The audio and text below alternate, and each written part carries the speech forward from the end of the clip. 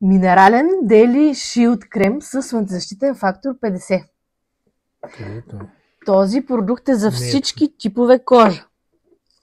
Хипоалергенен, намери ли го? Не. Водоустойчив. Така, за чувствителна кожа. Той е без аромати, с много е щадящ и има много ефективна UV-защита и е даден за всички, които предпочитат естествената защита. Формулата не съдържа никакви химични UV-абсорбери, които обикновено се свързват с подобрена кожна поносимост за по-крехки типове кожа, млада или стара, за всеки тип. Тук формулата е без силикон, неоклузивна, обогатена е с успокояващи кожата компоненти и антиоксиданти. Бизабололът, алантоинът и екстрактът от цвят на лайка минимизират дразненето на кожата при излагане на слънце.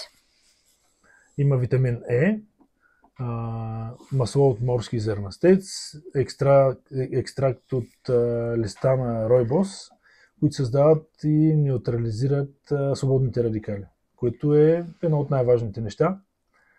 При излагане на слънце. Червените водорасли, те са много специални. Те са известни със способността си да задържат вода и дори при много силно затопляне. И така хидратират кожата и поддържат и леко усещане за хлад след нанасене. Първокласни масла пък от семена на жожоба, сусамово, рициново и слънчогледово и масло от шии подобряват много мекотата и еластичността на кожата, като същевременно предотвратяват усещането за изсушаване, което обикновено се свързва с минерални продукти.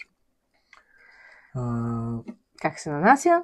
Да, този продукт изглежда много плътен и бял, но когато се масажира леко върху лицето за няколко секунди и той веднага потъва в кожата. Потъва, да. Също така този продукт може да служи като перфектен праймър за грим или може да се остави самостоятелно върху кожата като слънцезащитен хидратиращ дневен крем.